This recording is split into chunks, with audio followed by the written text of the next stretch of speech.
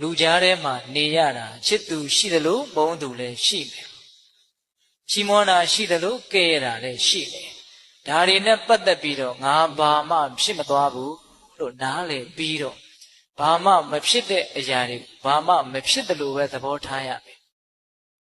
ဘာမှအရေးမပါတဲ့အရာကိုအရေးသိပ်ပါတယ်လို့ထင်ပြီးတော့အဲ့ဒါကိုအချိန်ကုန်ခံပြီးတွေးမယ်ဆိုရင်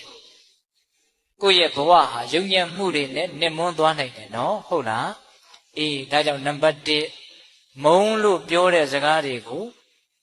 မျက်နှိုးတဲ့ပစ္စည်းတစ်ခုကိုထုတ်ပြီးတော့ကြည့်တယ်လို့မျိုးတချို့ပြန်ကြည့်နေတာဗျာ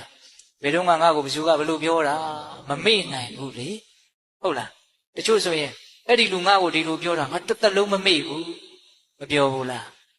အေးအဲ့ဒါကိုမြတ်စွာဘုရားကအချိန်ကုန်တဲ့လူပန်းနဲ့ဘာမှအကျိုးမရှိဘူးထုတ်ပြီးတော့မခံစားပါနဲ့တဲ့ဟုတ်ရလား